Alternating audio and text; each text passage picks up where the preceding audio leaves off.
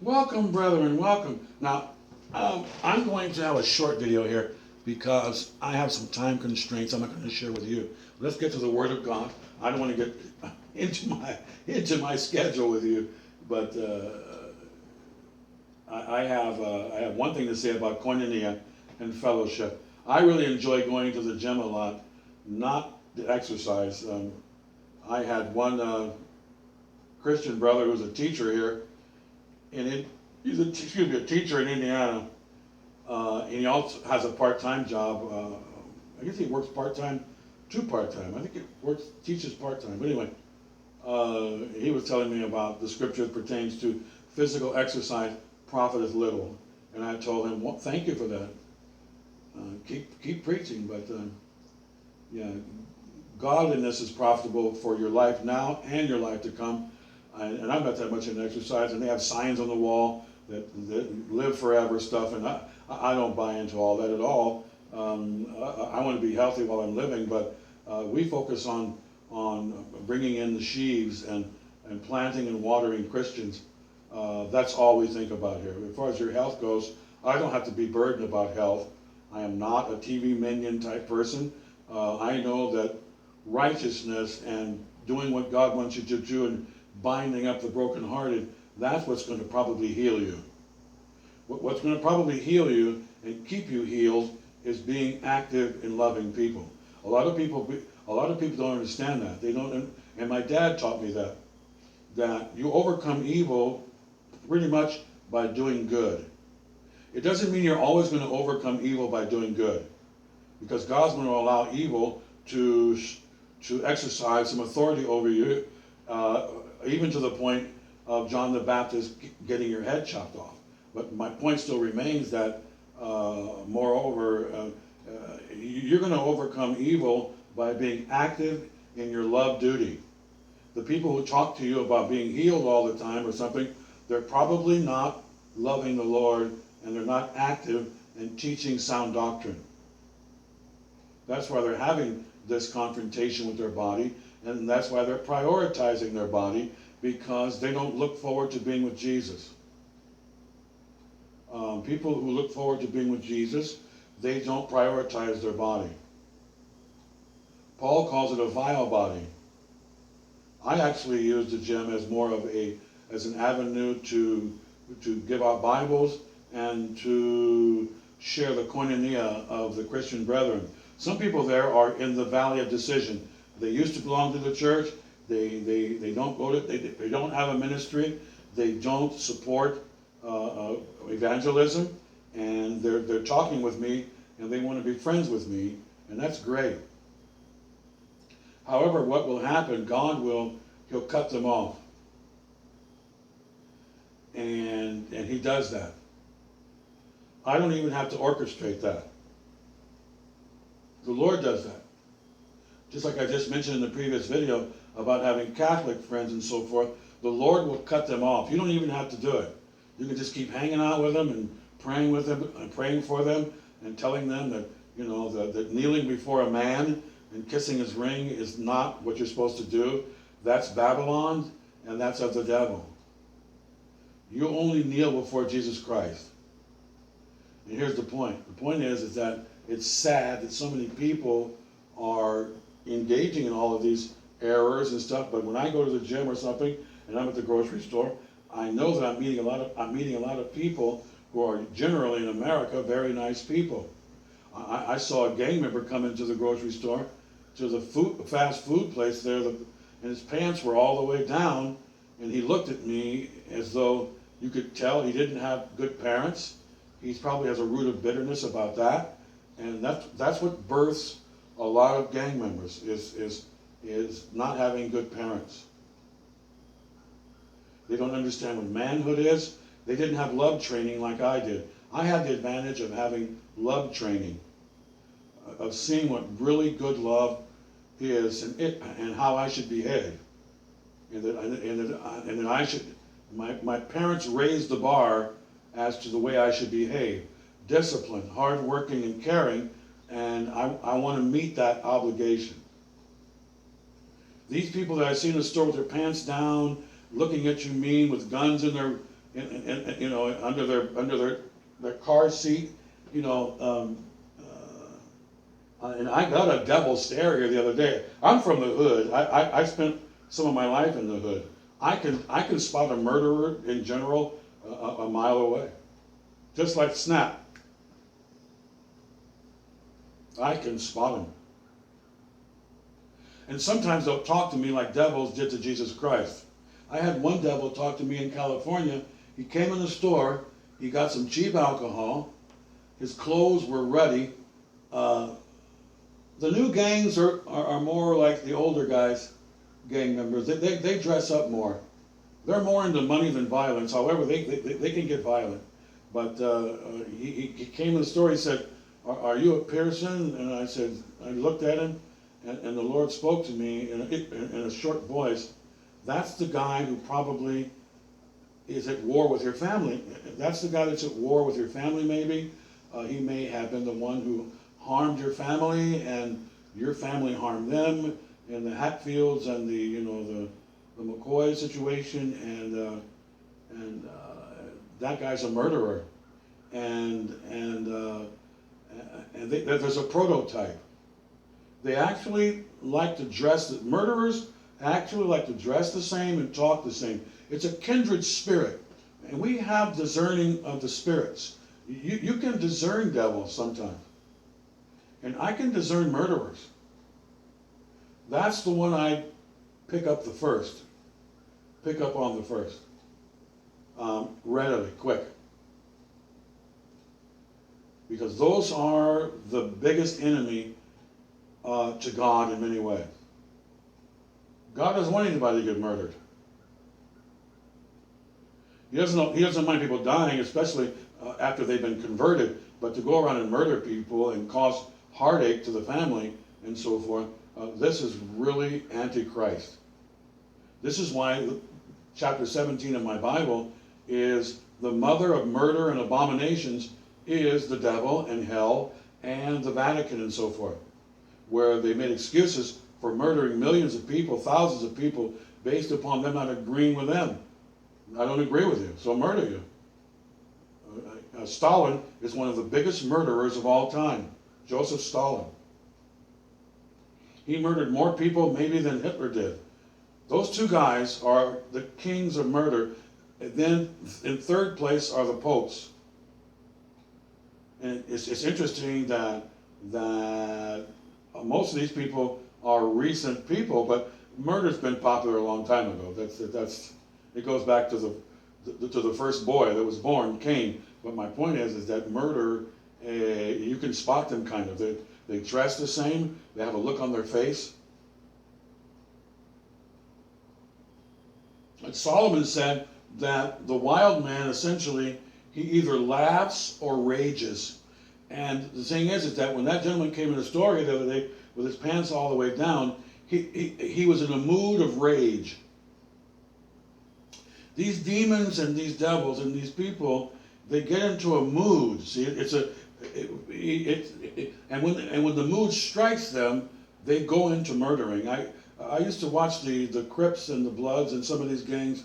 I used to watch them, in the neighborhoods, because not only did I have some experience in the hood growing up, but when I started teaching, I went to various high schools and so forth, and you would see the members. They were everywhere, donut shops, and sometimes they would jump in front of your car, and they give you the sign of the team member they're on, and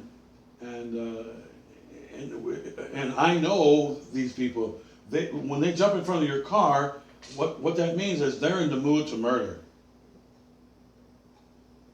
And it's very dangerous at that time for the citizens, because what they're going to do is they're going to find somebody to murder when they get in the mood. And when that gentleman came to the store, he was in the mood. He was in the mood, and he looked at me, and that's why Solomon gives you a good psychological profile of people. That the wild man and the evil man, the froward man, he only has two moods. They don't have multiple moods. They don't have a mood where they want to go to the library and read. That mood never strikes them. They jump from the mood of being abusive to women who put up with it, and then they jump from a mood to wanting to murder or violence. Then they jump into a mood of laughing with each other, like clowns, like little devils, little gremlin types, where they're getting together and they're laughing and joking about what they do. And when the mood strikes, they rest in that mood. And that lets you know that you're dealing basically with demons. And it's ugly. What's beautiful is and the lesson today is beauty. What's beautiful is when it's over. And we go into this Revelation 22, and all of this is over. Now, being a macho man that I am, I'm not going to be too worried about being around these guys, because I'm more realistic, and I understand that this is the real world. And you can't escape it and freak out. It's not going to do you any good. And you need to just face reality. And that's one of the beautiful things about being a Christian is that you begin to face reality when you're a born-again, real Philadelphia sound doctrine church individual. It's beautiful for you to have the rest of the Lord. And that rest is a very deep peace that you have, and it's beautiful because you're no longer on an emotional roller coaster, even to the point where gang members can attack you. A lot of people talk about Los Angeles, but Los Angeles is becoming very much like a place, a lot of places where the police don't even have control, just like Chicago here. There are places in Los Angeles. I had my friend. The car thieves wrote on his car, "We're going to get your car." Then he put a boot on the car, and they said, "We're going to get your car, and we're angry at you," or something. In other words, the devils like to interact with you a little bit. And they also like to demonstrate that they have a lot of power. And they do. God gives these guys a lot of power. But it's a temporary thing. And it's only basically what? Enough rope to hang themselves. It's like America had a commercial for women called "You Got Your Own Cigarette, Baby." You've come a long, long way. You know, your freedom is just it's just wonderful. You can do things comfortably that you could never do before. But in many ways, it's enough rope to hang yourself, because now you're free to smoke a cigarette, but the cigarette's going to kill you. See, so freedom is not necessarily freedom. People get out there in the world and they think that freedom is something that they can abuse, and it's sad because, you know, I had a gang member tell me one day in Los Angeles that when people are hurt, it's their fault. The Quran says that we're murdering you and we're actually benefiting you. It says that in the Quran. If I've ever read a book that is so sick and mentally retarded, it's that book. I know there are millions of people who adore it. I don't care. I stand up for the truth, and I'm ready to go down, you know, kind of thing. I don't want to go down, but you know, I'm an Arnold. I'm a Justice League type guy, and I want to be one. I don't want to hide from problems and have somebody else deal with my problems. I don't know. That police officer came over here the other day. That's my type of American man. That guy came over here out of his way, and he had a smile on his face, and he was happy to be a police officer and to serve and to protect people. And he doesn't care if he gets shot at all. He's on the go, and that's the way my mindset is.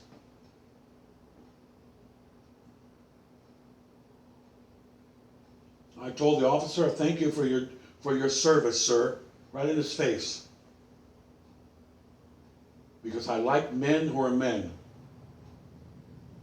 I don't like people who like gaudy stuff, privileges, sea cruises all the time. I don't want to hear about all that stuff. It makes me sick. I don't mind having a good dinner and a buffet, but please don't tell me that's what you do every day. You're going to make me sick. I want to hang around guys like this officer right here. Those are my kind of friends.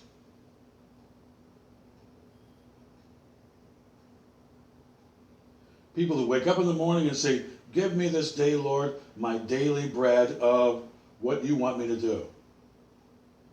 If it's difficult, send me. I'm so sick of pansy people who I meet in the church. I'm really burnt out. And it's been most of my life I've had to deal with pansy men. Pink shoes, a luxury car, and all that kind of stuff. And it's irritating. And I've had too much of it. But I've had to endure it, and the Lord knows that. That's why we read the scripture just now. And the scripture is to give to every man according to your works. What have you done? Well, I'm not bragging about my works. I'm just saying that my life has been one where I stand up for manhood in America. And I never really got into, even some of this Trump stuff, where he has a gold toilet stuff. That makes my stomach sick, dude. Get lost. I like Trump in a lot of ways. I think he's in many ways, I think he's a superior candidate or president than a lot of presidents. But talking about having a gold toilet, overdressed pink ties, dude, no, get lost. Go put on some overalls and go dig some corn up, and then we can talk. Because you've gone too far and you've made too many mistakes for me. When the president signed $20 billion to NASA, that basically told me that he is probably the biggest fake of a pseudo-Christian that you've ever seen. Because anybody who supports NASA is probably a big-time devil. Anybody. That is a pure satanic organization. Let me tell you something. And I stand up for what I believe in, and so I don't really care that much about what people say about me, or, as an American citizen, I have a right to say basically what I want to. I can't go into a movie theater and yell fire, I know that, and I can't talk about murdering anybody or stealing something or making some sort of to conspire with someone to do something wrong. I should be arrested. But my point is that I have a right to protest what people do.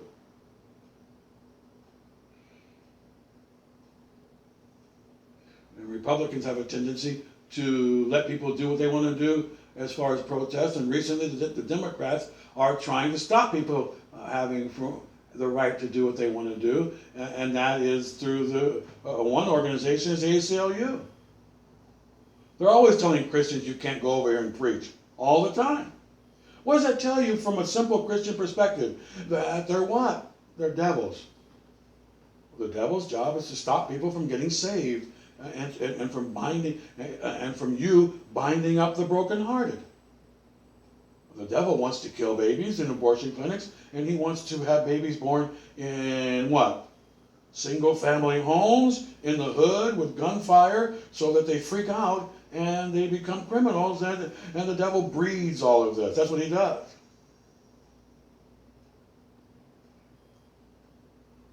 But we're here to bind up those who the devil has set up with all of these abortions and all of these homosexual lifestyles and these violence cages on TV. We're here to bring beauty to those who are in the ashes. If you watch these violent TV shows, these murders, and one of my relatives was watching people eat people, and he thought it was entertainment or something. I said, that's about the sickest thing I've ever seen, but it's very popular now. And the people who are watching that, people who I know, they think there are no ramifications for that. That's called wrong answer. Not only are there ramifications psychologically, there are ramifications for the ownership of your soul. But we're here to bring beauty to ashes. We're here to bring beauty to those who are lost. I'm talking about beauty right now from an evangelical perspective right now.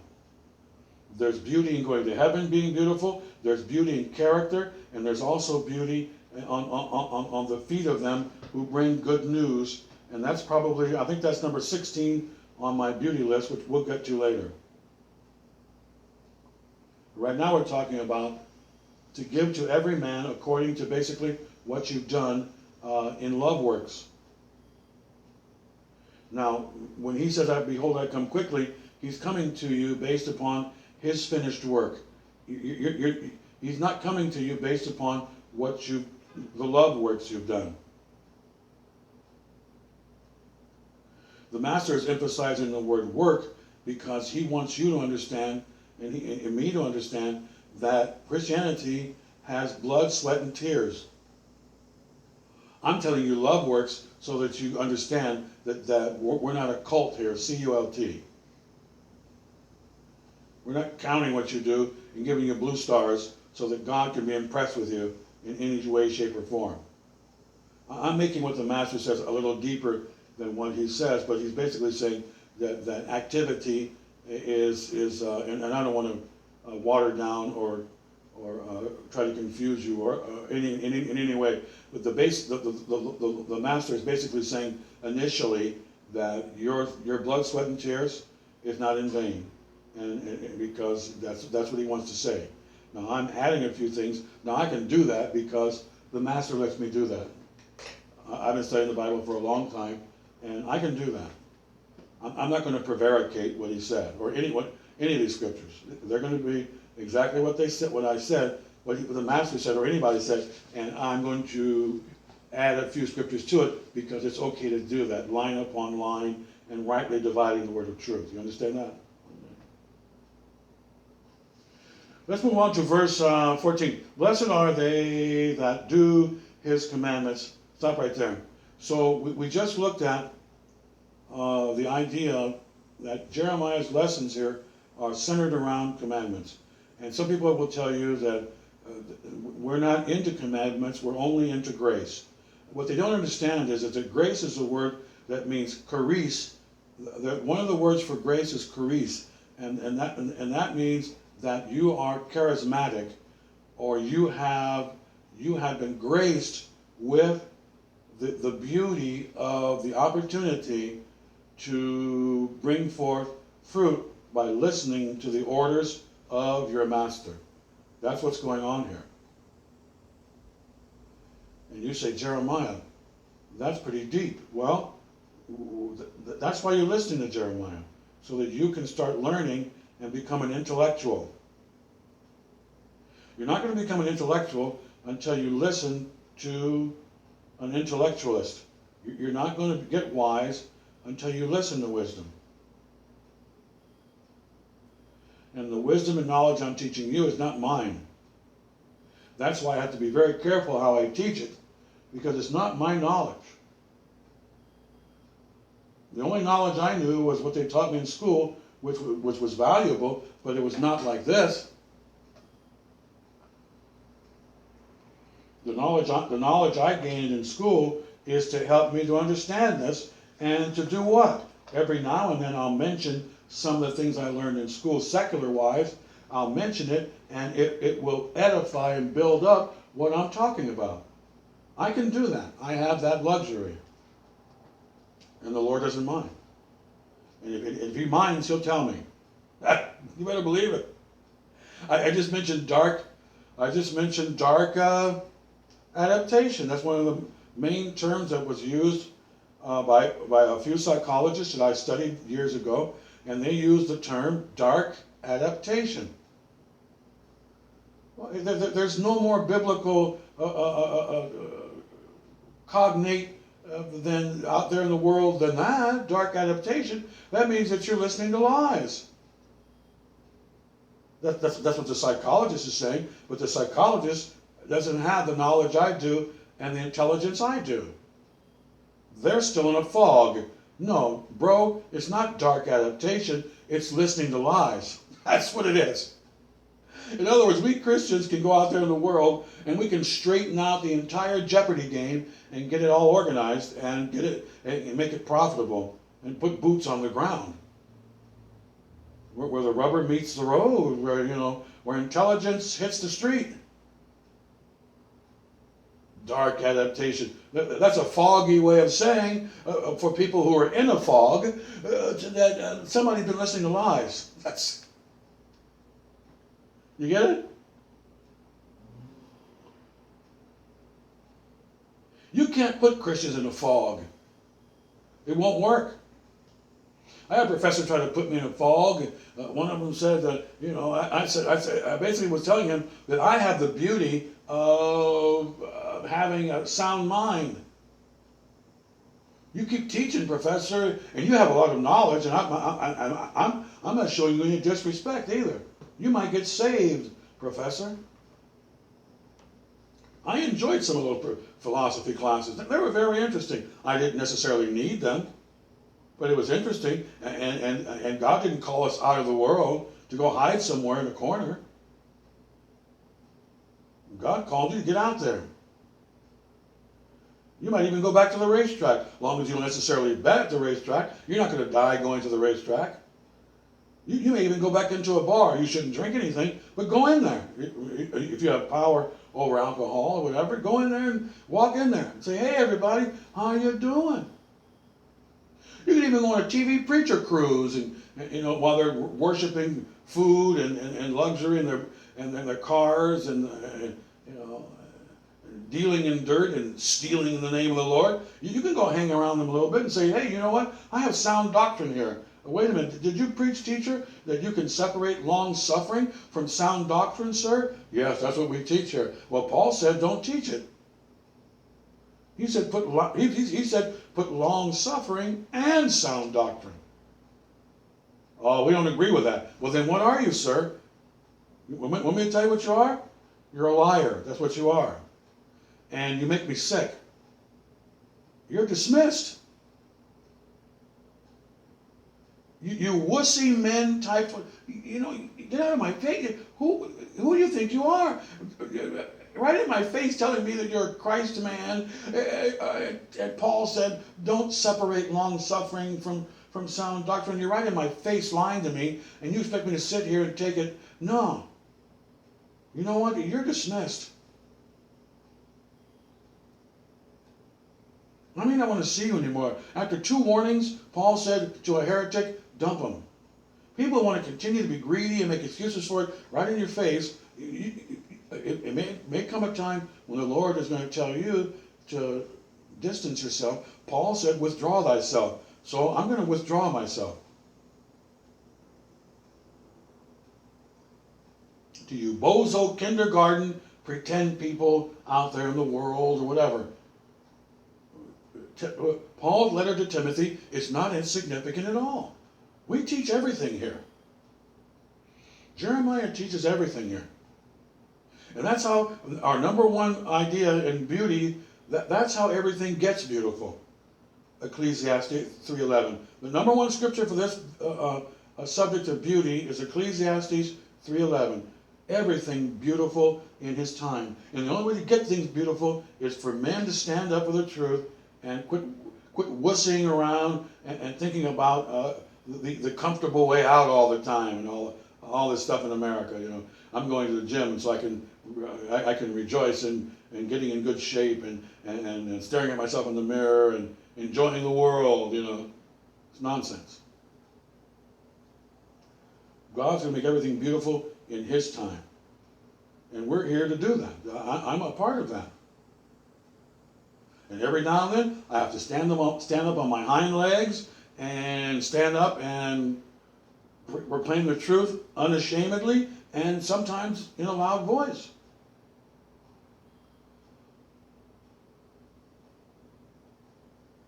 Which is another word for manhood. That's why David told Solomon, walk like a man. That's one reason why I've had a lot of fellowship problems. I'm not going to get personal. Some of you are dealing with the same thing I'm dealing with. No man is an island. You meet people, even some Bible teachers, and I can tell that they're basically kind of wussy men. They're looking for comfort, and they're afraid of COVID, and so forth. And it shouldn't be that way. You should boldly go. The world boldly goes on star Star Trekky things, they boldly go. Why can't you boldly go? You're supposed to have God with you. So why can't you boldly go? One of the presidents, who's obviously some kind of a freak, we're not going to mention names or anything, but he said he boldly goes. He boldly supports abortion. He boldly does. Well, why can't we boldly oppose abortion? We're anti-abortion rather. He's boldly supporting abortion. Why can't we boldly say we don't like it? If it's war, let the war begin. I'm going to stop right here. We're going to get back to beauty. We're going to go at the end of Revelation 22. I wanted to reference number 1 here, which is everything beautiful, because that's what evangelism is. And that's what a lot of these Isaiah quotes refer to. We're out here to make everything beautiful. And we do that by engaging the enemy. We stand up for the truth. And what happens is that people are going to be delivered by the truth. It may even be uncomfortable for them, right? Shalom and Maranatha. We're waiting for the coming of the Lord. And while we're waiting, we're also occupied. We're busy. Shalom.